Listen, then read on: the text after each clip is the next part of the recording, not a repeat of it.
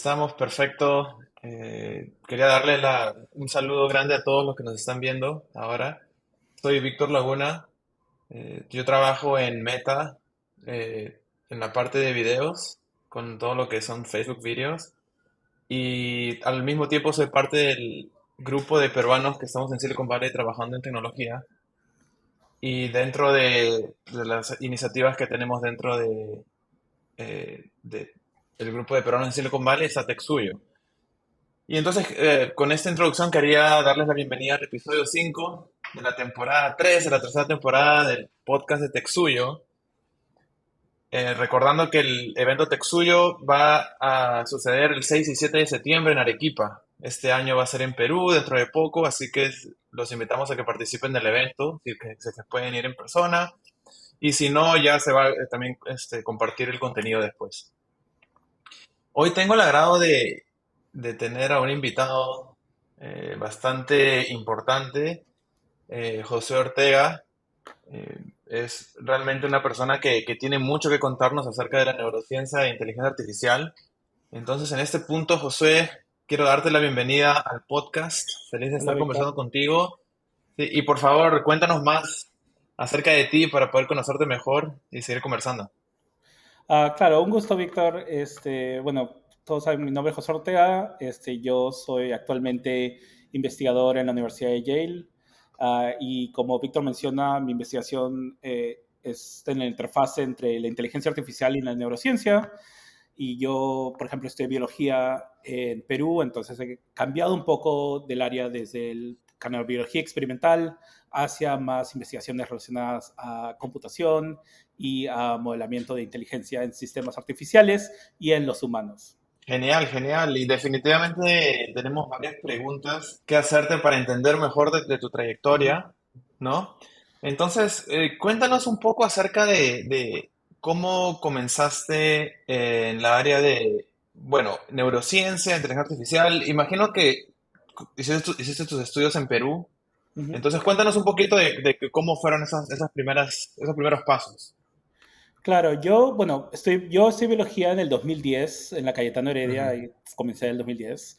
Y siempre ujú, tenía un interés por la neurociencia, pero en realidad no era un campo en ese momento de que había mucha investigación en el Perú. Había de repente uno o dos laboratorios en ese tiempo. Pero yo siempre había tenido un interés en el modelamiento computacional de sistemas biológicos. O sea, eso era un aspecto ujú, que desde el comienzo de la carrera yo sabía que estaba interesado. Entonces yo trabajé, de repente algunos conocen el laboratorio de Mirko Simic, que es un profesor en la ujú. Cayetano Heredia, que hace bioinformática. Y como dentro de la Cayetano, más me formé en los métodos computacionales relacionados a bioinformática. Entonces, tratar de fortalecer, ¿no?, más o menos mi lado matemático. Pero siempre tenía interés en neurociencia. Entonces, después de hacer investigación por varios años en la Cayetano, decidí, por un amigo mío, Arturo Deza, enviar Mm, lanzarme a tratar de encontrar una pasantía en el exterior que me permitiera complementar lo que ya aprendí en modelos computacionales y relacionarlo a la neurociencia. Y así es mm. como mi último semestre en la Cayetano terminé yendo al Centro de Ciencias del Cerebro en la Universidad de Harvard a hacer una pasantía de investigación en el laboratorio de un profesor de allá.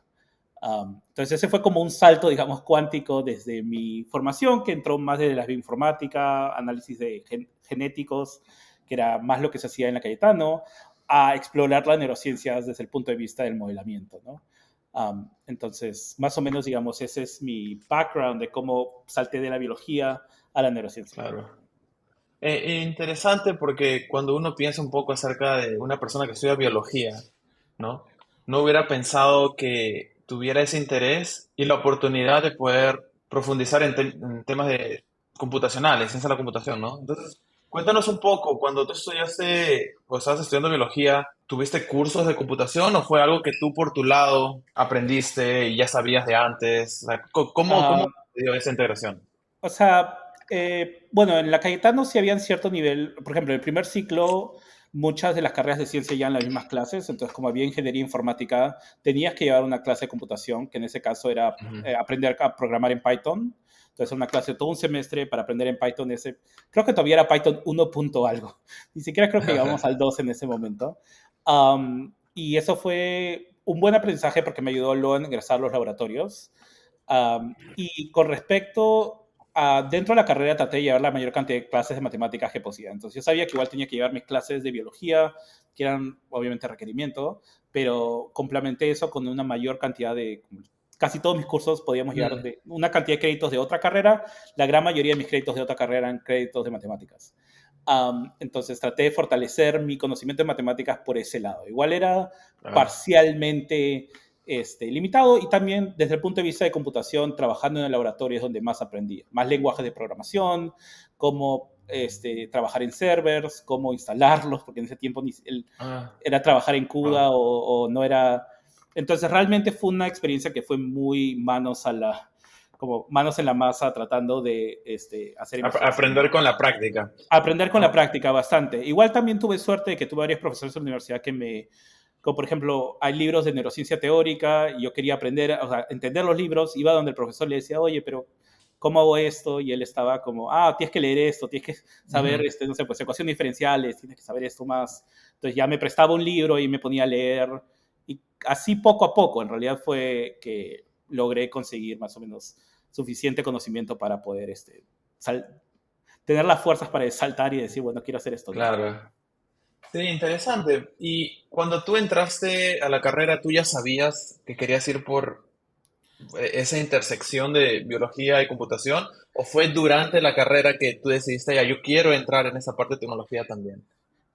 Yo creo que lo que me ocurrió en el tercer año de carrera llevé un curso de fisiología que tenía Ajá. componentes que tenían que ver con neurociencia y una de las como de las lecturas recomendadas que no eran realmente, o sea, no eran necesarias para la clase, eran papers de un investigador que se llama Wilfred Rao, que es un investigador de como los 40, que trató de hacer modelamiento matemático de neuronas y cómo es que dan señales eléctricas.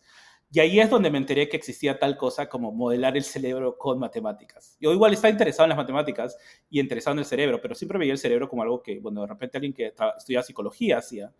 Y lo vi que era, no, puedo mezclar estas cosas. Entonces, en realidad fue durante la carrera que me di cuenta que eso existía. Y en el momento que sabía que eso existía, ya estaba como consumido. Está como, eso es lo que quiero hacer. Ah, Fue un amor bien rápido. Fue como, matemáticas, cerebro, perfecto. Ok, ya. No tengo que pensarlo más. Vendido. y, y la universidad te daba el entorno para que puedas enfocarte en eso, tipo, ¿ya había algún tipo de profesor, investigador, investigadora en esa área que tú podías trabajar o era algo nuevo que tú comenzaste ahí No, dentro no, en lo de la absoluto. No universidad? había absolutamente nadie en la Cayetano que hiciera este tipo de investigación, ni siquiera cercanamente, ni siquiera cercano. Había un laboratorio de Mm, neurobiología, pero trabajaba ujú. más como cosas que tenían que ver con procesos celulares. Entonces era un laboratorio totalmente experimental.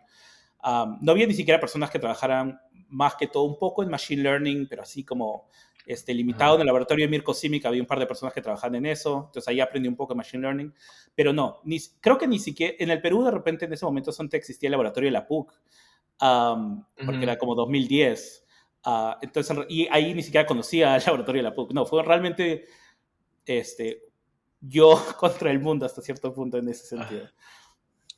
bueno, sí, bueno, felicitaciones. Realmente yo desde mi perspectiva, mi experiencia, yo estudié computación, ¿no? Y Ujú. luego yo hice una maestría en inteligencia artificial, entonces un poco tal vez Del lado desde contrario. la otra dirección, sí. Y me pongo a pensar cómo hubiera sido si hubiera ido en la otra dirección, en tu, digamos, experiencia y definitivamente ya veo muchos desafíos que hubiera tenido por mi lado y realmente admirable lo que has hecho y lo que yo rescato aquí es que realmente encontraste algo que te apasiona, que te gusta y a pesar de que tal vez no había tanta, digamos, tanta dirección o otras Ujú. experiencias de gente alrededor tuyo, tú lograste a partir de eso construir una carrera de investigador, ¿no? Que un poco vamos a hablar Sí, ahora. yo creo que hay un poco de, no lo llamaría locura, pero un poco de Ya. como naivete de joven que no entiende lo que está tratando de hacer. Y creo que eso Ajá. ayuda, porque no se siente tan difícil como termina siendo cuando lo ves Sí, como exacto. en perspectiva de atrás, ¿no? Claro, claro. Qué interesante. Al momento que acabas entonces la carrera, tú Ujú. dices que hiciste una. pasantía, ¿no? Ujú. Cuéntanos un Sí. poco a dónde fuiste y en qué te enfocaste en esa pasantía. Sí, yo trabajé en el laboratorio de Gabriel Kreiman, que es un argentino, estudió en la Universidad de Buenos Aires y posteriormente hizo su doctorado en Caltech y de ahí se fue a Harvard a ser profesor. Yo, literal, como te digo, Arturo, mi amigo, me dijo, escríbeles un correo si estás interesado en trabajar en su laboratorio. Le escribí un correo a Gabriel y me dijo, sí, ven a mi laboratorio. Mm. Um, Con el correo y nada más. sí, con Bueno, el correo tuvimos, perfecto. sí. Bueno, eso es lo que siempre digo, es suerte. Hay estas cosas donde uno tiene suerte y no hay de otra, ¿no? Y no hay que hacer. Y bueno, yo tuve suerte también de que en la Cayetano habían fondos de como movilidad estudiantil, entonces pude pagar mi viaje con ese tipo de fondos. Y en el laboratorio de Gabriel, él trabajaba en esa interacción entre machine learning y de inteligencia artificial y de neurociencia. En esos tiempos era, digamos, si lo sitúas como 2014, esto es post AlexNet, para los que saben un poco de cómo funciona que la visión computacional. Um, y ya habían salido un par de artículos que trataban de entender la relación entre modelos de procesamiento de imágenes y el cerebro. Había un par de laboratorios en MIT que habían sacado artículos bien que influenciaban, que creaban un campo más o menos. Y yo justo más o menos había caído en el laboratorio de Gabriel, que trabajaba en esta área en el momento que hubo esta explosión. Entonces, Gabriel me asignó a un alumno de doctorado suyo que está trabajando, terminando su tesis, y me dijo, ya, José, trabaja con él y ayúdalo a terminar su proyecto de tesis, ¿no? O sea, como haz los experimentos, tanta cosa. En mi caso, el proyecto en el cual estaba tratando de estudiar es lo que se llama procesamiento de imágenes parciales. Es decir, si estás viendo una imagen pero no ves todo el contenido de la imagen y tienes que reconocerla, por ejemplo, un objeto y hay algo al frente del objeto, lo ves parcialmente. ¿Cómo es que el Ujú. cerebro procesa esa imagen de manera diferente que cuando el objeto es completamente observable, ¿no? Um, y lo que estamos tratando de hacer es qué tipo de modelos de inteligencia artificial producen respuestas que son más similares a las del cerebro humano. Entonces, en el laboratorio de Gabriel en realidad tuve una exposición completa a todos los aspectos de lo que yo iba a hacer posteriormente. Modelamiento matemático, análisis de datos, porque hacíamos los mismos experimentos que hacíamos en los modelos, los hacíamos en personas y además, como teníamos pacientes que eran epilépticos, podíamos grabar de sus cerebros al mismo tiempo que estaban viendo las imágenes, entonces podíamos tener señales neuronales de la actividad neuronal de las personas mientras estaban viendo las mismas imágenes que le mostramos al modelo y comparamos el modelo con el performance humano. Entonces, fue como una experiencia que me ayudó a ver todo el campo de las diferentes opciones y diferentes estilos de investigación que uno podría hacer cuando trata de relacionar inteligencia artificial con por ejemplo, inteligencia natural. Ujú. Uh, entonces, yo estuve en el laboratorio de Gabriel 4 meses, 4 o 5 meses, el último semestre de clases. Había llevado suficientes créditos para no tener que tomar el último semestre, entonces tomé una clase de seminario de tesis que podía hacerlo online y me fui todo el semestre a Harvard a hacer investigación. Entonces, medio como que hice un truco a la universidad para que me dé fondos de investigación sin realmente estar llevando clases. Mm. Pero sí, más o menos esa fue mi experiencia y sedimentó mi interés por el tema. Eso también creo que es. Yo no sé si no lo Claro, hubiera tenido, no sé si hubiera sabido si es que era para mí o no, ¿no? Y lo hice claro, por 4 meses y está como que genial, quiero hacer esto más. Quiero hacer un doctorado, ¿no? En este tipo claro. de temas. Ah, perfecto, perfecto.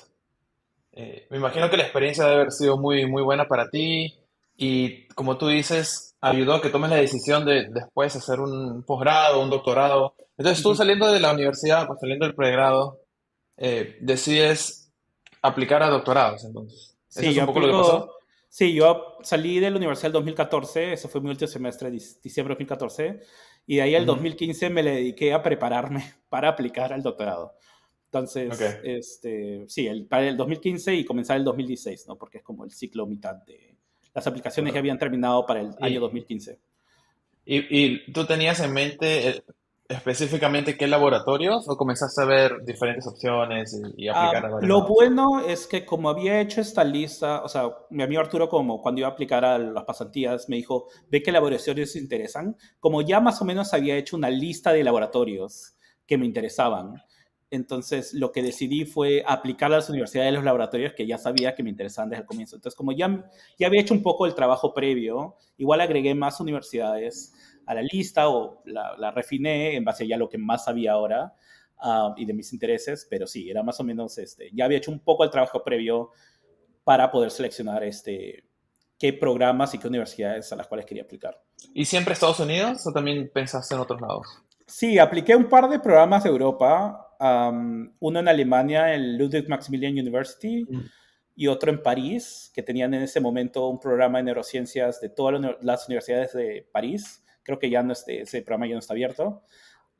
Pero sí, apliqué a 2 universidades europeas y 10 universidades americanas. O sea, tu foco siempre fue más acá, pero claro que abriste y viste otras opciones también. Sí, siempre Claro, era otras opciones. Igual en general era porque yo estaba aplicando de frente al doctorado desde el pregrado y eso es más claro. común en Estados Unidos que en Europa, ¿no? Eso es verdad. Entonces, Ok, perfecto, perfecto. Bueno, de ahí imagino que fuiste aceptado en el doctorado, entonces, y cuéntanos sí. un poco más acerca de esa experiencia de comenzar el doctorado, qué diferencias viste entre el pregrado en Perú y el doctorado en Estados Unidos. Cuéntanos un poco más de eso. Um, bueno, el doctorado ha sido una experiencia interesante en el sentido, hay dos aspectos, ¿no? En los programas americanos llevas clases, Ujú, entonces los ujú. primeros años, que es como un programa de maestría, y luego los siguientes años, son solamente 5 o 6 años, haces solamente investigación. Entonces es como palmar la maestría y el doctorado junto, ¿no? Con respecto a los programas americanos, y eso también lo noté cuando estaba en Harvard, porque mi jefe me dijo, oye, ahora que estás acá, tengo una clase de seminario, vente todas las semanas a llevar el seminario, ¿no? Me da un paper y lo leíamos ahí.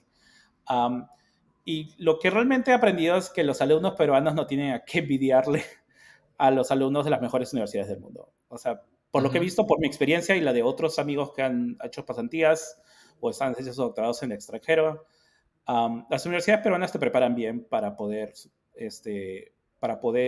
enfrentarte a universidades bastante prestigiosas y con alumnos con muchos recursos, ¿no? Yo creo que la única diferencia son recursos. Esos alumnos de repente saben más que yo porque han llevado clases más avanzadas, porque tienen profesores que les pueden dictar esas clases, pero no porque son más inteligentes. Entonces, eso realmente me permitió como abrir un poco y no sentir de que estos chicos son de, no sé, pues Harvard y son más inteligentes. No, porque estamos en el mismo seminario y ellos hacen preguntas inteligentes y yo hago preguntas inteligentes. Entonces, ¿cuál es la diferencia, no? Um, yo creo que eso me ayudó bastante estar en Harvard para que luego cuando entra al doctorado entro con mucho más confianza de repente si es que solamente hubiera ido de frente de Perú al doctorado directamente, entonces me dio como, la experiencia en Harvard me ayudó a como sentirme un poco más confiado, ¿no? Claro. Um, y el doctorado a mí, yo realmente tuve una muy buena experiencia. Mi proyecto, yo creo que tuve una experiencia diferente a la que otras personas que han hecho doctorados en el extranjero, en el sentido de que yo trabajé en un proyecto que era multiinstitucional, que era de 3, 4, 5 universidades al mismo tiempo, entre universidades en Alemania, la Universidad de Tübingen, este, Baylor College of Medicine, donde yo hice el doctorado, el Vector Institute en Toronto. Trabajamos con diferentes, era un proyecto que trataba de usar conocimientos de neurociencia para avanzar la inteligencia artificial. Este es un campo que de repente algunos conocen que se llama Neuro AI. Ujú. Más o menos ese es el nombre.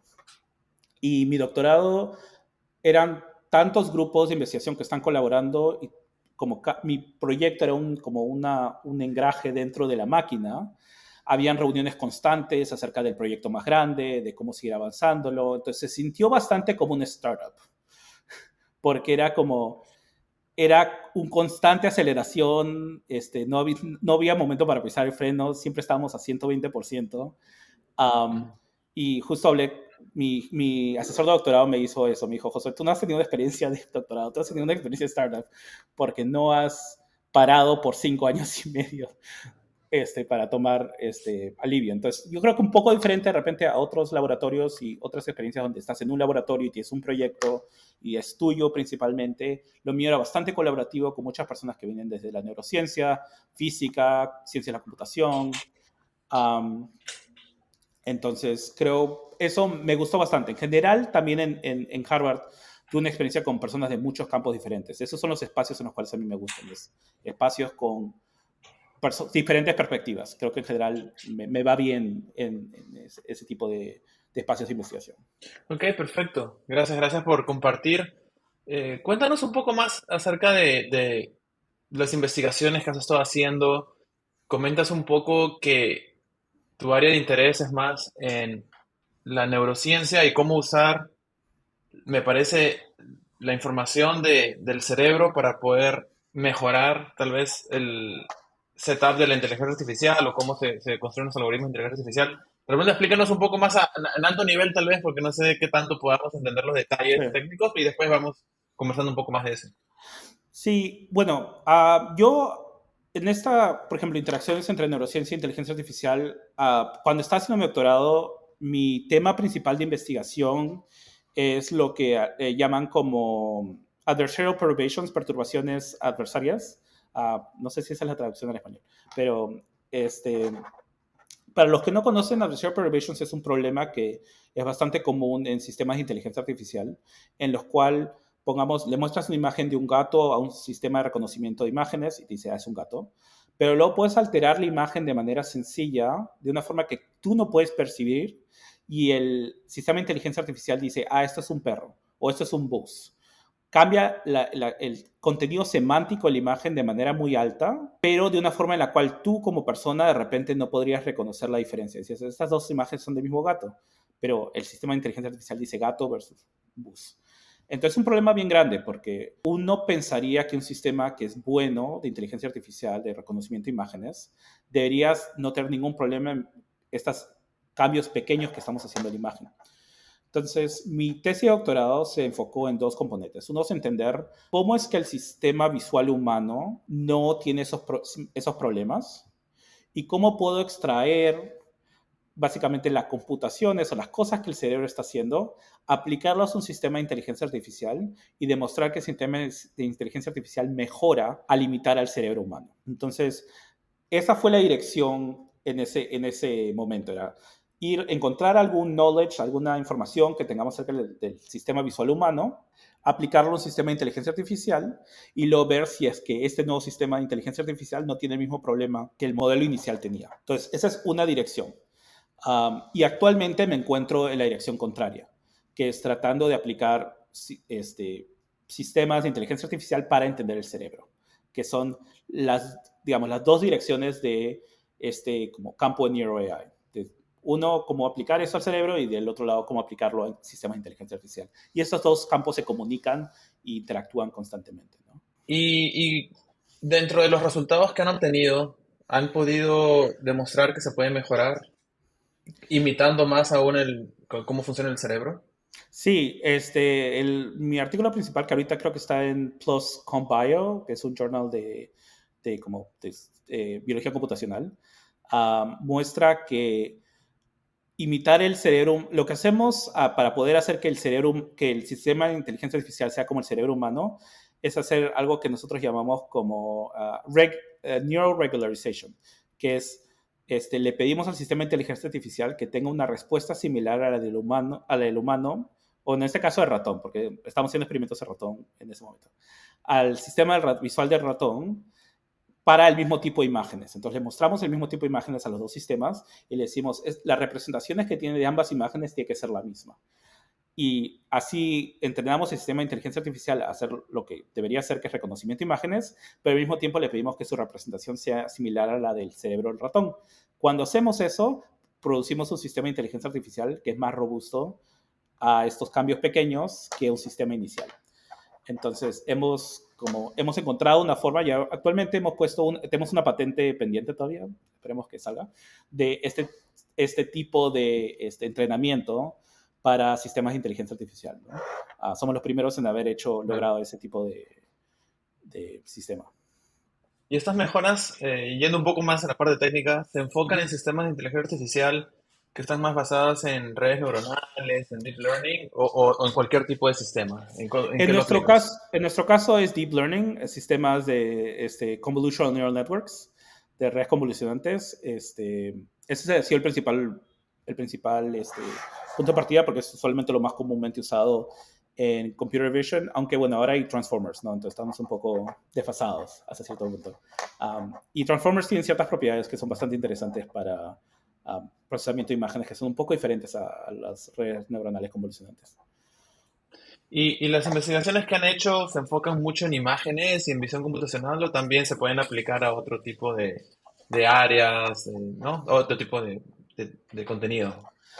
El laboratorio en el cual yo trabajaba era principalmente que todo trabajaba en visión, por eso hicimos eso, pero tenemos ahora colaboradores que están haciendo el mismo tipo de proyecto en otras como modalidades sensoriales. Entonces, por ejemplo, speech to text es uno de los modelos que estamos tratando de entender con también poniéndole sonidos al ratón, grabando su cerebro y viendo si podemos hacer el mismo tipo de modelo.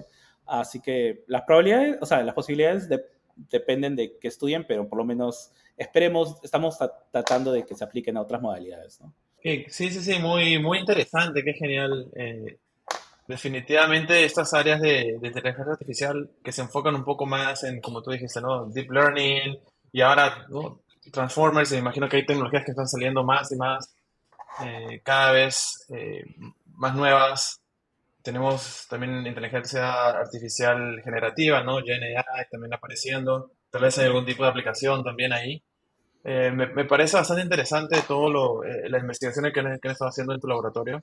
Y cómo, o sea, ahorita estás ahí en el doctorado, ya estás terminando, ya terminaste, Sí. ¿cómo vas? Sí, ya terminé mi doctorado en el 2021, diciembre de 2021. Y actualmente, bueno, estoy haciendo trabajando como investigador en la Universidad de Yale. Ya voy acá año y 3 meses casi. Sí, un par de días más y van a ser 3 meses. Sí, así que ya ahora estoy más del otro lado, que es aplicar a inteligencia artificial para entender el cerebro. Estoy viniendo más del sentido ahora yo soy la persona de inteligencia artificial que está yendo a un laboratorio experimental y tratando de entender cómo es que el cerebro hace ciertas cosas. En este caso estoy haciendo aprendizaje. Entonces básicamente me he volteado para el otro lado y yendo en la otra dirección. Ah, qué interesante. Y dices que estás como investigador. ¿Esto no es entonces tipo un postdoctorado, todavía algún tipo de preparación? Es más ya estás trabajando. Bueno, yo sí, yo soy un fellow, o sea, soy un postdoctoral fellow en la Ok. Universidad de Yale, pero tengo un fellowship separado, es como un fondo de investigación para mí, pero es igual dentro del instituto y tengo asesores de investigación. Entonces trabajo en un proyecto que estoy diseñando, que trabajo con ellos y digamos, estoy tratando de crear mi propia línea de investigación dentro de el espacio del instituto, ¿no? Ah, qué chévere, qué chévere. Y coméntale un poco a tal vez las personas que están escuchando, viendo, que les interese también investigar, estudiar un doctorado. ¿Cuáles son las opciones que tiene alguien que estudia un doctorado después de acabar el doctorado? ¿No? En tu caso, por ejemplo, seguir con la investigación, pero ¿cuál es la rama de opciones que tenías tú o que viste tú para qué hacer después, ¿no? Sí, yo, bueno, justo antes de terminar el doctorado, digamos, junio, julio de 2021, está como que, bueno, ¿qué quiero hacer, no? Y las opciones son bastante amplias. Depende de qué es lo que tú quieras hacer. Obviamente, desde el lado académico, puedes seguir la línea de seguir haciendo investigación, como actualmente yo estoy haciendo.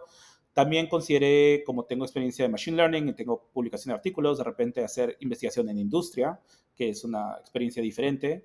Um, Otra cosa que me pareció bastante interesante como opción, porque justo mi asesor de tesis había trabajado en industria por un tiempo, entonces tenía un poco más de contactos y un poco más de experiencia acerca de las opciones, era un par de personas que hacen Machine Learning Consulting, por ejemplo, que tiene una empresa de Machine Learning y lo que hacen es tener clientes que vienen y dicen, oye, quiero hacer este proyecto, quiero entender mi data mejor, y la empresa lo que hace ya, genial, te analizamos la data, te damos soluciones, te damos como un package al final de recomendaciones o cosas que te decimos que tienes que hacer en base a los objetivos que tú quieres lograr. Esa es una opción. Machine Learning Consulting es bastante interesante porque puedes cambiar en proyectos regularmente. Hay gente que trabaja en patentes. Entonces, ¿por qué? Porque las oficinas de patentes igual necesitan personas que sean expertas para poder entender si la patente es nueva, es novedosa y si tiene sentido, ¿no? Ese tipo de cosas. Hay gente que trabaja en mil cosas más. O sea, en industria hay un montón de Sí. opciones. Podría literal nombrar.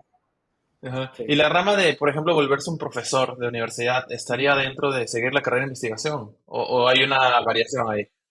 Yo diría que en general actualmente es seguir, hacer un postdoc, o sea, hacer como un trabajo de investigación en la universidad es usualmente lo más común para ser profesor. Depende en qué tipo de áreas tú quieras trabajar. Por ejemplo, más si trabajas en ciencia de la computación, hay unas personas que van de frente al doctorado a ser profesores. Yo como trabajo en interacción entre como ciencias biológicas y inteligencia artificial, tiende a ser más común hacer un postdoc. Casi en general todos hacen postdoc. Am, y sí, diría que más o menos esa es la línea, ¿no? Haces un postdoc y de ahí vas a aplicar a trabajo de profesores. Por lo menos ese es mi plan. Claro, claro, eso justo te iba a preguntar. Entonces, tú estás yendo más o menos en esa dirección, ¿no? Quieres explorar tal vez más la parte de enfocarte como profesor, en la parte de investigación y tal vez educar, ¿sí? Sí, en general, bueno, yo en general estoy buscando lo que llaman R1 institutions, que son instituciones de investigación en la cual los profesores usualmente se dedican a investigar y de repente dictan una clase al semestre o una clase al año. Entonces, la carga de clases es bien baja en realidad. Si es que hay ciertos sitios, por ejemplo, donde la carga de clases es casi nula. Entonces, sí, lo que más me quiero dedicar es investigación. Aún no he probado la enseñanza, he dictado un par de clases aquí y allá, pero nunca he dictado un curso yo solo, así que todavía estoy indeciso acerca de la enseñanza, pero sí, sí, sí, más o menos esa es la idea. Pero tienes potencial, ¿ah? O sea, realmente esta clase ha sido introductoria a todo el tema de neurociencia, con la inteligencia artificial, y para mí ha sido genial poder aprender un poco más desde la parte más, digamos, superficial, digamos, no yendo en tanto detalle, lo cual me ha servido mucho a mí. Espero que la gente que nos está escuchando y viendo también. Dime, ¿tú estás conectado con Perú de alguna manera? ¿Tienes algún tipo de iniciativa? ¿O por ahora solamente estás enfocando en la parte de investigación acá? ¿Cómo va por ese lado? Bueno, yo durante todo el doctorado, una de las cosas que me ayudó para poder aplicar el doctorado, que medio no lo mencioné, es un programa en Perú que se llama Serendipity. Serendipity es un programa de ayuda, de mentoría a alumnos peruanos que están tratando de aplicar al doctorado o pasantías en el exterior. Yo fui alumno de la primera o segunda generación de Serendipity en el 2015, 2015-1. Y mi mentora Fátima justo está estudiando donde yo estudié, Baylor College of Medicine, y me ayudó a aplicar, a preparar los documentos, todas las cosas que uno necesita para aplicar el doctorado, porque es bastante trabajo. Y durante los últimos 5 años hemos estado trabajando, yo me volví mentor y posteriormente parte del equipo para poder incrementar el programa y ayudar a más alumnos a poder aplicar, porque usualmente esta es mucha información que se sabe, pero es como, tu amigo te dijo o alguien más te ayudó, entonces es un poco de una red de contactos, ¿no? Y la idea es hacerlo menos red de contactos y más conocimiento amplio que cualquier persona que quiera aplicar un posgrado o quiera aplicar una pasantía lo puede usar. Entonces, más o menos esa es la idea de Serendipity. Ese es mi contacto más cercano con el Perú todavía y sí, es un muy buen programa. Digamos, ese es Sí. mi insight todavía a los chicos que están estudiando pregrado en el Perú. Y esperemos que plataformas como las que ofrece TechSuyo puedan también servir para que puedas conectar más con, digamos, diferentes estudiantes o personas que están interesadas en las mismas áreas o ramas de las cuales tú estás participando y ojalá que todo sume, ¿no? Entre todos estos esfuerzos podamos tener algún Sí. impacto, un mayor Y, impacto en Perú. y yo lo he notado, o sea, desde que ya egresé, ya son casi 10 años de pregrado, los alumnos están mucho más preparados, hay más oportunidades, y hacen más investigación allá. O sea, las cosas han mejorado. A veces uno piensa de manera negativa, obviamente, algo a veces cosas que ocurren en el Perú, pero yo veo a los alumnos que cada vez hacen más cosas, de todos sitios, no solamente de universidades de Lima, sino a través de todo el Perú. Entonces, realmente veo un cambio positivo en como el nivel educativo que me parece muy bien. Sí, chévere, chévere. Ahora, ahí ya tal vez cerrando un poco el tema de investigaciones para entender un poquito más, ¿cuál ha sido, de todas las investigaciones que has participado, tal vez, cuál ha sido la más retadora, la que más desafío te ha traído, ¿no? Yo creo que probablemente sea la investigación actual que estoy haciendo, porque mi tesis de doctorado, mi asesor de doctorado era matemático, mi otro asesor era físico, y medio como yo ya había entrado bastante en las ciencias computacionales, entonces me entendía bien con ellos, y era una combinación fácil. Ahora mi asesora de postdoc es experimentalista, significa que hace experimentos, no hace modelamiento. Entonces es una conversación de tratar de traducir lo que ella quiere a como modelo matemático y de ahí posteriormente a hacer más machine learning o deep learning. Um, y también tengo un asesor computacional. Entonces tengo dos asesores que tengo que sentarlos, justo hoy día tuve una reunión a la 1 de la tarde, decirles, ok, ¿qué es lo que tú quieres? ¿Qué es lo que el otro quiere? Es como un shareholder meeting, donde los dos quieren, uno quiere A, el otro quiere B, y yo tengo que hacer que los dos me digan que quieren C. Tengo que convencerlos. Entonces, más que el proyecto en sí, que me parece súper interesante, creo que el punto de vista de crear estos proyectos multidisciplinarios, que es la idea del instituto en el cual yo estoy, requiere un manejo de personalidades y un manejo de diferentes intereses, ¿no? Y tratar de llegarlos a un punto. Y diría que eso es lo que actualmente veo como creo que va a ser más y más común en las ciencias biológicas porque cada vez se están volviendo más computacionales. Entonces, este va a ser como una dificultad, una fricción al momento de que estas ciencias se vuelvan más computacionales en naturaleza, ¿no? Entonces ya lo veo por lo menos en mi trabajo actualmente. Sí, qué interesante. Bueno, definitivamente la experiencia que nos has compartido bastante motivadora, bastante interesante, cómo has podido crecer y cómo has podido desarrollar esa carrera de investigador, ¿no? Bastante. Un poco contrastando tal vez tu experiencia, cómo has llegado a donde estás. Puedo compartir por mi lado que yo estudié una maestría en inteligencia artificial, pero ahí decidí irme al mercado. Entonces ya de Mm, arranque me fui y hice una pasantía en una empresa, ¿no? Y yo mm, siempre he sido más software, ¿no? Estudié un poco de inteligencia artificial y bueno, me vine a trabajar acá ya directamente en software. Siempre me gustó también aplicaciones móviles y ya me quedé en el área en la parte más corporativa, digamos, ¿no? mm, Trabajando. Y son diferentes opciones, oportunidades que te da la carrera. Entonces, bueno, para todos los que nos están escuchando, poder mm. explorar las diferentes opciones que existen para poder desarrollarse.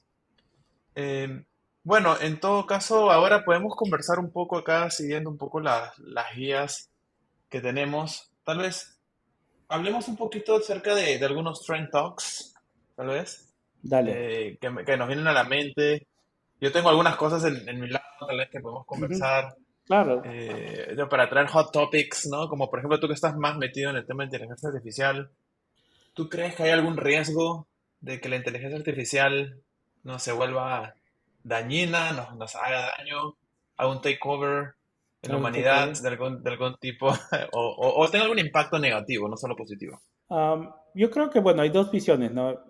Por lo menos para mí, creo que esta idea del Terminator hasta cierto punto es bastante como lejana a la realidad.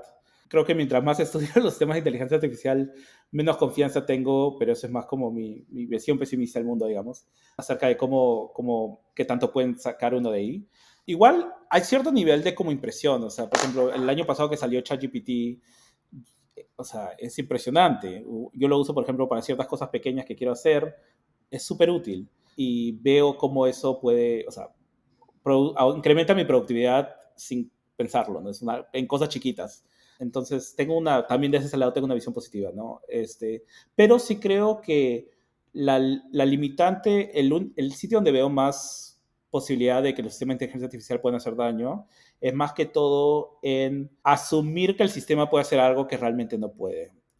Yo creo que actualmente una de las dificultades más altas de los sistemas de inteligencia artificial, sobre todo uno como ChatGPT, es que no sabemos muy bien los criterios de evaluación para poder saber si es que el modelo está siendo bueno o malo. Del punto de vista más clásico de Machine Learning, uno tiene un training set y luego lo evalúa en un test set y trata de ver el performance en el nuevo test set, que es similar, pero no exactamente lo mismo que el training set, ¿no? El problema muchas veces con la forma en la cual estamos evaluando estos sistemas es que el training set y el test set se mezclan un poco, ¿no? Entonces, ¿cómo lo estoy evaluando? De repente las capacidades del sistema son más exageradas de las que uno pensaría, pero igual el sistema puede ser muy útil, ¿no? Las capacidades y limitaciones es la mejor forma, siendo honestos, de poder determinar cuáles son los posibles daños. Pero el problema es que actualmente esas, Bueno. digamos, márgenes son un poco borrosos, ¿no? Pero si nos ponemos a pensar de aquí a 20 años, 30 Uh -huh, años, ¿no? Todas esas limitantes de repente ya no están, uh -huh. ¿no? Es difícil anticipar definitivamente, ¿no? Previo a AlexNet, que es el paper que sacó Bube Ujú, Performance para el ImageNet, tú ujú. ibas al MIT a hablar con un profesor que estaba en una clase de visión y te decía, los sistemas de inteligencia artificial no pueden hacer nada acerca de lo que hace un humano. De un día para otro, es increíblemente buenos esos sistemas de visión computacional, ¿no? Entonces, sí, yo no me pongo las damas, ese tipo de cosas, ponerte las manos al fuego para saber Claro, si es que va a salir o no, Dios sabrá, porque realmente hay un nivel de aceleración que es exponencial que nosotros no podemos calcular, ¿no? no Um, podemos anticipar, calcular es difícil. definitivamente. Pero en ese lado entonces las regulaciones son importantes. Lo único que a mí me causa un poco de preocupación es la gente que va a querer regular no entiende tampoco qué está regulando, no entiende cuáles son digamos, los diferentes componentes, qué es lo que se tiene que regular, cómo regulas algo así, ¿no? Sí, yo creo que los sistemas están volviéndose más complejos, entonces es difícil. Es como cualquier tipo de regulación, ¿no? Por ejemplo, hasta regulaciones ecológicas, o sea, es un sistema complejo Ujú. que tiene muchas partes. ¿Qué partes son las más importantes a regular? ¿Cuáles no? ¿Cuáles las que son más produciendo más daño? A veces es muy difícil determinar estas cosas, ¿no? Um, Definitivamente. no es sencillo. Sí, pero al mismo tiempo, y comparto esto porque yo también pienso que el desarrollo de la inteligencia artificial es bastante exponencial, es difícil anticipar, pero al mismo tiempo no creo que se deba parar, ¿no? Lo único que se tiene que tener es, l- digamos, las personas, los grupos, las empresas, las instituciones que están desarrollándolo, sí tienen que tener cierto tipo de control, ¿no? Para que no se vaya por otros lados. Eso es lo único tal vez que se me viene a la mente. Y yo en general pienso que el desarrollo tecnológico, o sea, a pesar que uno lo quiera controlar, no tiene sentido. Tiene que desarrollarse más, tiene que volverse más fuerte. Y se va a usar para cosas buenas como también se va a usar para cosas malas, ¿no? Y desde el mismo Google hasta cualquier otro tipo de herramienta tecnológica se ha usado para los dos, pero creo que los beneficios son mucho mejores. Sí, yo creo que en general mejor forma de pensar acerca de cómo regular ese tipo de sistemas es que, de la misma forma de otras tecnologías, yo creo que a veces lo que ocurre es que tratamos de regularlas de maneras diferentes o crear como un espacio específico. Obviamente cada tecnología va a tener sus propias como quirks específicas, ¿no? Pero a veces muchas de las regulaciones son bastante como claras, ¿no? O sea, por ejemplo, uno, por ejemplo, es data ownership, ¿no? ¿Quién es dueño de la data, cuándo se entrena, quién no? En muchos otros casos esas cosas ya están determinadas, ¿no? Es solamente aplicarlas en un nuevo espacio que de repente ya existe. Entonces, creo que al fin y al cabo es una cuestión de conversación y de discutir, porque no, se va a encontrar un balance, ¿no? La pregunta es hacia dónde. Es difícil de determinar. Sí, de acuerdo, de acuerdo. Y algo relacionado, ¿no? Yo sí creo que van a haber muchos tipos de empleo, de trabajo que van a básicamente desaparecer con esto, ¿no? Y ¿cómo tú ves eso? ¿Tú ves que es parte de la evolución o tú ves que se debe evitar? ¿Cómo crees tú que se va a manejar esto? Es una buena pregunta. Yo creo que hay diferentes formas en las cuales pensar acerca del trabajo, ¿no? O sea, yo creo que, por ejemplo,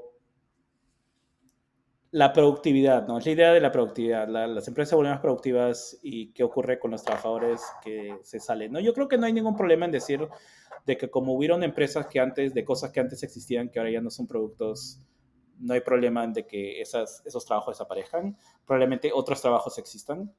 Um, lo único que es difícil es el entrenamiento, ¿no? O sea, si el sistema acelera más rápido que podemos entrenar personas, es un problema porque nunca hay un catch-up que alguien consiga el nuevo trabajo, ¿no? De repente, cuando estás entrenado ya el nuevo trabajo ya ni siquiera existe. Entonces es como llegar hasta el nivel, ¿no? Entonces, en realidad no es tanto problema de eso. Yo creo que sí, también lo que se debe considerar es también cierto nivel de, ¿cómo decirlo? De cómo pensar acerca de esta nueva productividad que es, digamos, sostenida en sí misma, porque es el sistema de inteligencia artificial que está haciendo, y cómo hacer, por ejemplo, impuestos para ese tipo de cosas, ¿no? Porque actualmente una empresa gana, por ejemplo, X y eso se le da un impuesto, pero cuando tienes un sistema que produce su propio nivel de riqueza, cómo la sociedad tiene que actuar respecto a eso, ¿no? Entonces, de repente sería algo como, por ejemplo, lo que se llaman sueldos universales, que es algo que se está usando un poco más en Europa, en el cual si ya tenemos cosas que están produciendo valor por sí solas, de repente lo que se puede hacer es hacer un tax por encima de algo y esa plata se le da a las personas directamente para que puedan vivir tranquilas, ¿no? Hay modelos, yo creo que hay opciones para poder pensar en el trabajo y igual también la gente a veces yo creo que hay que también, si los sistemas van a ser radicales, o sea, van a cambiar el mundo mucho, también tenemos que pensar nosotros de manera radical acerca de cómo queremos que el mundo se vea posteriormente a que estos sistemas existan, ¿no? No podemos pensar como el pasado para solucionar el futuro. Entonces yo creo que hay que pensar de manera radical. ¿Cómo podría ser un mundo en el cual las máquinas son las que se encargan de hacer gran parte de labor, ¿no? Cómo quisiéramos que eso se vea y lo podemos hacer. Siempre se puede modificar como el cambio es constante, ¿no? Entonces yo creo que es una opción. Sí, totalmente, o sea, y realmente de acuerdo. Como decía, hay varios empleos que probablemente desaparezcan, pero yo creo que la gran mayoría más bien se van a potenciar. Estas tecnologías van a servir más como herramientas de productividad o para hacer el trabajo mucho más Sí, eso rápido, mucho también. más eficiente.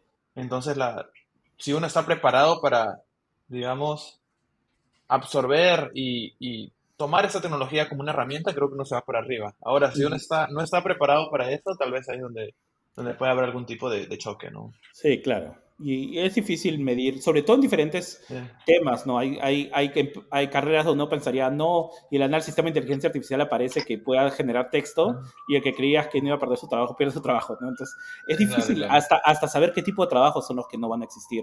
De repente el mío como Exacto. científico en el futuro no existe, ¿no? Tenemos un sistema de inteligencia artificial Exacto. que estudia el mundo y de repente yo no tengo trabajo. Y uno pensaría que yo siempre tendría trabajo, ¿no? Entonces, es difícil Claro. de saber esas cosas. Hasta pensando así un poco más en tareas que no son tan simples, que requieren cierto tipo digamos, de inteligencia Complejidad. como complejidad, como codificar, ¿no? Gente que está en computer science desarrollando productos y tal, de repente en cierto punto ya no son necesarios porque todo el código está autogenerado basado Sí. en los requerimientos, ¿no? Y todo eso, pero creo que todavía va a tomar. Por ahora es más, yo también estoy de acuerdo contigo que yo lo he usado mucho como herramienta, mucho para mejorar digamos, mi throughput cuando escribo código. A pesar que ahorita estoy más en management, igual me gusta escribir código, hacer mis proyectos y es alucinante este tipo de herramientas como ayudan. Sí, yo diría que la forma en la cual más he visto que me ayuda para los que hacen investigación, igualmente yo hago código más académico, que es diferente al código industrial, ¿no? Claro. Pero la cantidad de minutos que no tengo que pasar en Stack Overflow porque puedo usar ChatGPT es realmente muy Exacto. eficiente. No tengo que hacer un hacking de 3 respuestas para encontrar lo que yo quiero. Puedo decirle a ChatGPT específicamente qué es lo que yo quiero y me bota algo que es, ok, genial, ok, esto es útil. Y no tengo que pasar 20 minutos, sino 2 minutos. Entonces ya 10 veces más rápido. Sí, realmente bastante. Otra pregunta también que te quería hacer es, supongamos que tenemos una parte de la audiencia que nos ve, que nos escucha, que esté decidiendo qué carrera estudiar ahora, Ujú. ¿no? En el 2023, 2024, el pregrado. ¿Tú tienes alguna recomendación de en qué áreas tú crees que uno podría estudiar para el futuro, para trabajar en el mercado laboral de aquí entre 5 a 10 años? Es una buena pregunta. Una de las cosas que he visto bastante común es que está volviéndose más es AI en X, que es como AI aplicado a ciertos campos, ¿no? Entonces, creo que en general igual como el conocimiento especializado va a ser súper importante. Entonces, usualmente creo que estas carreras más híbridas de repente se dan más como uno, de repente el tipo de carrera que yo he tenido, ¿no? En el cual estudio biología, igual hago investigación biológica, pero como con conocimientos más amplios. Entonces, creo que estas carreras híbridas van a ser necesarias. Ciencia de la computación lo veo como una muy buena opción. De repente carreras de Ujú. ingeniería más especializadas, pero sinceramente, o sea, no sé. Yo soy el que estudié biología y ahora hago inteligencia artificial. Entonces, no sé si le puedo decir a alguien, hey, estudia solamente esto, ¿no? Yo creo que algo me ha mostrado Estados Unidos es que siempre puedes cambiar de opción. Si no te gusta esto, cambias al otro. Sí, ya, perfecto. Entonces, siguiendo con estos temas de trend topics, quisiera hacerte una pregunta acerca del trabajo remoto. Ujú. ¿El trabajo remoto funciona para ti en el área que estás, donde estás en la intersección de, digamos, un poco de computación, pero también en temas así neurológicos, ¿no? Entonces, Ujú. dinos cómo funciona para ti ese tema de trabajo remoto. Bueno, en mi caso, tengo suerte que yo no hago experimentos, o sea, yo no voy al laboratorio y me siento y me pongo una bata y hago experimentos en ese tipo, por lo que mi trabajo es totalmente en la computadora, ¿no? Es programación más que todo, análisis de datos, entrenamiento de modelos. Entonces, puedo trabajar remoto de manera continua. Usualmente tengo reuniones semanales donde tendo a ir al laboratorio, pero es como un día, 2 días a la semana donde voy por un par de horas. Igual me gusta ir porque me gusta ver a las personas con las que trabajo, pero, por ejemplo, como te estaba mencionando, hace un par de semanas estuve, por ejemplo, en Hawái, este, en julio, en julio estuve una semana en Houston, en, en marzo trabajé de Perú, como te digo, pero entonces trabajo normalmente, en realidad mis jefes no tienen ningún problema, es más que todo como ver la reunión y trabajar, ¿no? Entonces, para mí funciona bastante bien. Lo comencé a hacer desde la pandemia. O sea, la mitad de mi doctorado le he hecho, o 2 años de mi doctorado los he hecho en remoto. Entonces, eso es algo que ya me está acostumbrado hasta cierto punto. Es algo un híbrido hasta cierto nivel. Perfecto, sí, sí. Ahora, dentro de estos temas de trabajo remoto hay un, digamos, un enfoque, un push para regresar a las personas, a las oficinas. Entonces, un poco quería traer esto para ver cómo funciona contigo. Pero sí, yo creo que la flexibilidad siempre va a estar, solo que el trabajo en persona, digamos, la dinámica es diferente, ¿no? El trabajo, la colaboración funciona mejor. Sí, yo creo que sí, definitivamente hay beneficios de trabajar en persona, de ver de alguien que está ahí justo son te agarras y dices, oye, tengo una pregunta, ¿me puedes ayudar un segundo, no? Creo que eso es bastante útil. Sí, no sé, me parece bastante curioso como diferentes instituciones van a tener diferentes estilos y creo que también eso depende del objetivo y qué tipo de cultura quieren generar, ¿no? Entonces, me parece pro y cons veo de ambas opciones. Sí, sí, pro y cons, exactamente. Bueno, ahora pasamos a la parte final de esta conversación. Vamos a hacer una dinámica que se llama preguntas random, un poco para conocerte mejor, ¿ok? Entonces Ok, te vamos a hacer unas dale, preguntas y lo primero que se tenga a la mente o la respuesta más rápida que tengas es lo que queremos escuchar. ok. Entonces, tu comida favorita. Arroz, lentejas y huevo frito. ¿Y tú la preparas Sí, o no? sí. Ahora soy muy bueno, soy buen chef a las alturas de la Ok, vida. la pandemia te debe haber ayudado. Sí. Ok, dale. Bueno, ¿playa o montaña? Playa, definitivamente. Playa, claro. Definitivamente. Sí, no hay opción. Una, una canción que nunca te vas a cansar de escuchar. Justo que he estado escuchando últimamente, porque vi la película de Guardians of the Galaxy 3, justo hoy día estaba escuchando todo el Ajá. día Dog Days Are Over de Florence and the Machine. Entonces me parece Ok. muy buena canción, muy buen, como bien at beats, me gusta, me gusta. ¿Cuál es tu película favorita? Está entre dos películas, y eso hizo un poco. Terminator 2, la 2 es la mejor. Creo que todo el mundo puede decir lo mismo. Y la otra película que me gusta bastante es una de Anthony Hopkins y que se llama Silence of the Lambs, de Hannibal Ajá. Lecter. Esa también es una de mis, bien noventera, pero me gusta bastante. Para la gente que está metida en tecnología y de repente un poco en inteligencia artificial, tal vez Terminator 2 ha sido un antes y un después. ¿No? Y especialmente a nuestra edad, o sea, yo era, ¿no?, bien chico cuando la vi, y digo, wow, quiero saber más de tecnología, quiero saber más de eso. Sí, no. Realmente Es un hito bonito. realmente, sí. Sí. Ahí. ¿Qué te inspira a diario? Yo creo que bastante el arte, como pienso bastante en la naturaleza del humano y cómo es que producimos cosas hermosas. O sea, por eso me interesa entender el cerebro, porque siento que podemos hacer cosas espectaculares y me gustaría entender cómo es que lo hacemos, ¿no? Ujú. Y particularmente el arte es algo que para mí es muy difícil, entonces se ve casi mágico. Entonces eso usualmente me inspira bastante. Una palabra que te describa mejor. Apasionado. Yo creo que en general la forma en la cual vivo es bastante cero o 100%. O tengo total interés en esto o no tengo ningún interés. Y usualmente tomo las decisiones bastante por pasión, no por ninguna otra decisión. Qué interesante. ¿Cuál es el mejor consejo que has recibido en tu carrera? Fácilmente es si no lo intentas, te van a decir que no. Si no intentas, es un no garantizado. Eso es lo que más aprendí en mi carrera. Es que lo único que te toca es intentar y ver si sale o no. Pero eso es Muy, definitivamente muy lo. bien, totalmente de acuerdo. ¿Cuál es tu pasatiempo o hobby favorito? Fuera del Um, trabajo. Bueno, me gusta jugar videojuegos, pero de repente no sé qué tan hobby es. Actualmente estoy aprendiendo a tocar el piano. Comencé en abril. Nunca había tocado un instrumento, así que es algo totalmente diferente a cualquier tipo de cosa que he hecho antes. Y me parece muy divertido, así que eso es lo que estoy tratando de mejorar. Todavía estoy en etapa beginner, pero yo creo que puedo mejorar. ¿Qué lugar extrañas de tu ciudad natal o de tu niñez? Bueno, para mí siempre es, mis abuelos, hicieron una casa de playa ellos mismos a mano en la playa Santa Rosa. De repente algunos conocen como el Huayco, que está entre San Bartolo y Punta Negra. Y la casa está ahí hace 70 años, desde que la hicieron, y es el sitio que yo más considero como mío, mío. Por eso dijiste playa o montaña, y dije playa, porque yo he pasado 3 meses, mi mamá me dejaba en el verano con mis abuelos y estaba ahí 3 meses con ellas, sin televisión, sin nada, solamente en la casa tirando rocas al mar. Entonces, para mí eso es, diría, el lugar que más me siento en casa es Santa Rosa. Wow, sí, qué buena historia. ¿Cuál es la tecnología que más te emociona en la actualidad? Una que me gusta bastante son los avances en traducción inmediata. me parece que desde el punto de vista de como interacciones humanas puede ser un boom súper interesante, la habilidad de poder comunicarte con alguien sin ningún tipo de barrera verbal, de manera fácil. Y es algo que es casi como, o sea, lo que hicimos en los 90 es casi como una tecnología que parece salida del espacio. Más que como la visión computacional, me parece que la traducción como inmediata, que está llegando ya a niveles ya muy, muy buenos, me parece que con tal de que se implemente de manera buena, puede ser un boom para el turismo, las interacciones. Realmente me gusta bastante. Ya quiero que llegue a niveles que casi sci-fi.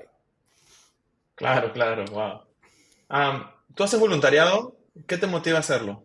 Comentabas un Ah, poco acerca de, ¿no? sí, De yo, un bueno, modo de voluntariado. sí, yo bueno, estuve trabajando en Serendipity ya como 5 años, 5 años, 5 o 6 años.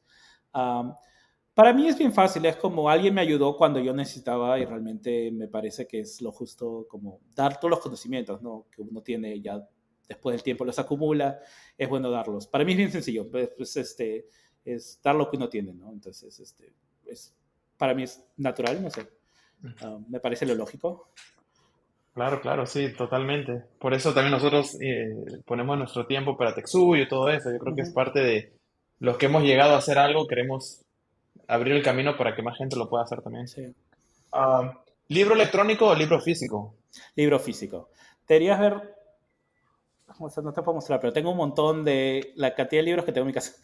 Que deberías, sé que no son buenos para el ambiente, pero me gusta el libro físico. No, Bueno, no está soy muy bien. bueno leyendo en pantalla, aunque hago todo el día coding, ¿no? Prefiero el libro físico. Yo prefiero el audiobook. Yo Nunca, no puedo no, leer, yo no puedo leer. Yo no yo sé. no soy muy bueno con los audiobooks porque me distraigo mucho. Siento que no puedo, o sea, que estoy Ah, ok. escuchando, pero no estoy escuchando, ¿no? Entonces creo que el libro me ayuda Interesante. a enfocarme. No, Enfocarte. Bueno, bueno, mira. ¿Perro o gato? perro. Yo siempre he crecido con perros. Ah, bueno. Sí, no, sí, no, no. No sé si podría tener un gato, pero sí, definitivamente perros. Tengo perros. ¿Películas de acción o comedia? Ah, creo que películas de acción. Me gustan. Justo una que recomiendo es que no es tan conocida, es Enemy of the State, que es una película de Will Smith, creo que del 94 o 93, Ujú. que es súper buena, que tiene que ver con vigilancia y como computer vision, así que súper recomendada, muy buena.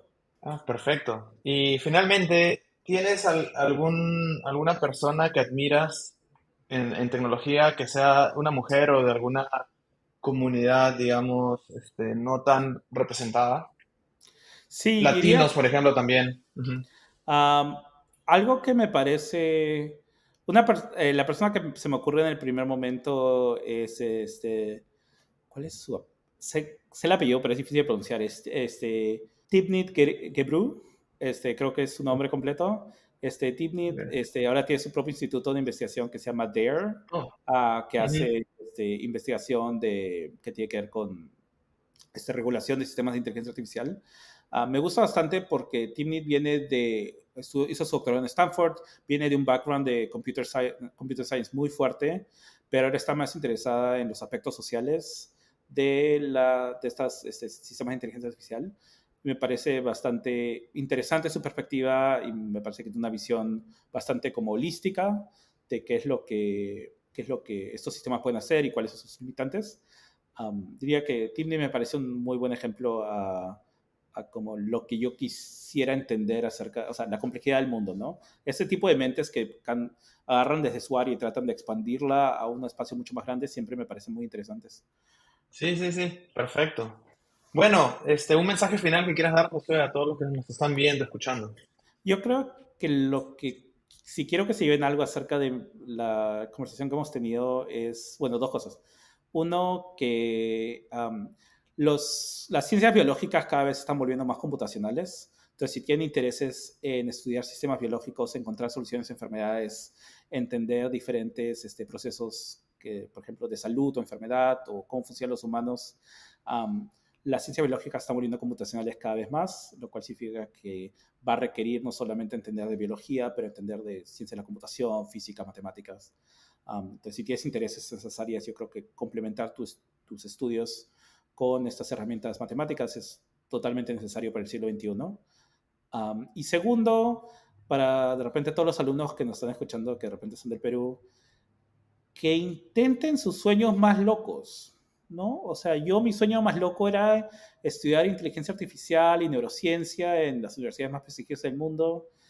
Y es lo que estoy haciendo, ¿no? Y de repente si me hubiera visto desde biología en la Cayetano, no lo hubiera pensado que de repente era posible, pero como dije, hay cierto nivel de locura que se requiere para poder intentar hacer cosas difíciles. Así que intenten lograr sus metas, ¿no? Que traten de seguir. Bueno, muchas gracias, José. Ha sido realmente una conversación muy amena, donde también aprendí bastante acerca de tu experiencia. Espero que todos los que nos han escuchado o visto también hayan podido absorber tus recomendaciones y de tu experiencia. Quería invitar de nuevo a todos a que participen de Texuyo, que este año va a ser en Arequipa, el 6 y 7 de septiembre, donde podrán conectar con más peruanos, peruanas, latinos, latinas en tecnología que estamos por todo el mundo. Y también los invitamos a que nos sigan en nuestras redes de Texuyo, tanto en Facebook, Instagram, y estamos en otras redes por ahí, Threads, en Twitter. Bueno, Twitter ya no es Twitter, ahora es X, pero bueno, ahí estamos también.